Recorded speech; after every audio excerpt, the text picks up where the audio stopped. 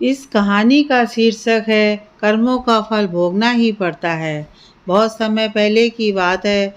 एक राजा राज्य करता था। वह राजा एक दिन अपनी जन्मपत्री में पढ़ रहा था। पढ़ते पढ़ते उस राजा को ख्याल आया कि जिस समय मेरा जन्म हुआ होगा उस समय कितने मनुष्यों का जन्म हुआ होगा, लेकिन वह सभी मेरी तरह राजा क्यों नहीं बने। राजा हर दिन हर समय इसी प्रश्न का उत्तर ढूंढने में लगे रहते, लेकिन उन्हें इसका उत्तर नहीं मिल पाता। अपने प्रश्न का उत्तर पाने के लिए राजा अपने राज्य में बड़े बड़े बुद्धिमान व्यक्तियों को बुलाते हैं। राज्य में सभी बुद्धिमान व्यक्ति एकत्रित होते हैं। वह सभी ये सोच में होते हैं कि राजा ने उन्हें यहाँ क्यों बुलाया है। राजा सभी का अभिनंदन स्वीकार करते हैं और उनसे पूछते हैं कि जिस समय मेरा जन्म हुआ उसी क्षण में और कितने भी व्यक्तियों का जन्म हुआ होगा, तो उन सब व्यक्तियों में से मैं ही क्यों राजा बना। वह सभी राजा क्यों नहीं बने।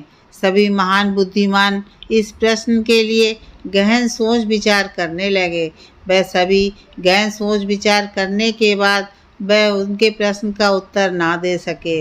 राज्य में एक बुजुर्ग बुद्धिमान व्यक्ति भी बैठे हुए थे। वह थोड़ी देर बाद बोले कि इस प्रश्न का उत्तर तुम्हें एक महान साधु देंगे, जो कई वर्षों से एक घने वन में तपस्या कर रहे हैं। यह सुनकर राजा अगले दिन अपने सैनिकों के साथ उस जंगल की ओर निकल पड़ा। कुछ दूर पहुंचते ही राजा को वहां एक छोटी सी कुटिया दिखाई दी। जब राजा उस कुटिया के पास पहुंचा तो उसने देखा कि एक साधु वहां बैठा और आग के अंगारे खा रहा है। यह देखकर राजा चकित रह गया। राजा ने हिम्मत करके उससे कहा कि हे साधु, मैं आपको प्रणाम करता हूँ।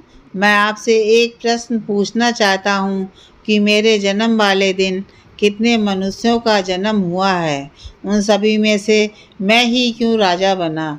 साधु यह प्रश्न सुनकर बोले कि हे राजन, मैं तुम्हारे इस प्रश्न का उत्तर नहीं दे सकता।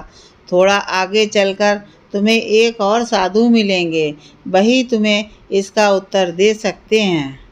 यह सुनकर राजा दूसरे साधु की तलाश में आगे निकल पड़ा। थोड़ा आगे चलते ही राजा को साधु दिखाई देता है और वह साधु मिट्टी खा रहा है। यह देखकर राजा हैरान रह जाता है। फिर उस वक्त राजा हिम्मत करके अपना प्रश्न साधु से पूछता है। फिर साधु क्रोधित होकर बोलता है कि तुम जल्दी यहाँ से चले जाओ, मेरे पास तुम्हारे इस प्रश्न का उत्तर नहीं है। परंतु वह साधु एक लड़के के बारे में बताता है और कहता है कि तुम उस लड़के के पास जाओ, तुम्हें अपने प्रश्न का उत्तर ज़रूर मिलेगा। तो राजा उस लड़के की तलाश में आगे बढ़ने लगता है। ढूंढते ढूंढते वह राजा एक गांव में जा पहुंचा। राजा को थोड़े समय बाद वह लड़का मिल गया। वह बहुत ही बीमार था। राजा ने उस लड़के से अपना प्रश्न पूछा और लड़का बोला कि हे राजन, हम पिछले जन्म में 4 भाई थे। एक बार हम चारों भाई किसी जंगल में भटक गए थे और हमें वहाँ कई दिन हो गए थे। हमारे पास केवल जरा सा आटा पड़ा था और उसकी हमने रोटियां बना ली थी। जैसे ही हम खाने लगते हैं, हमारे पास एक बाबा आते हैं। वह बाबा बहुत भूखे थे। वह हमसे भोजन मांगते हैं। ऐसे में बड़ा भाई बोला कि यदि हमने आपको ये भोजन दे दिया तो हम क्या अंगारे खाएंगे। दूसरा भाई बोला कि अगर हमने भोजन दे दिया तो क्या हम मिट्टी खाएंगे।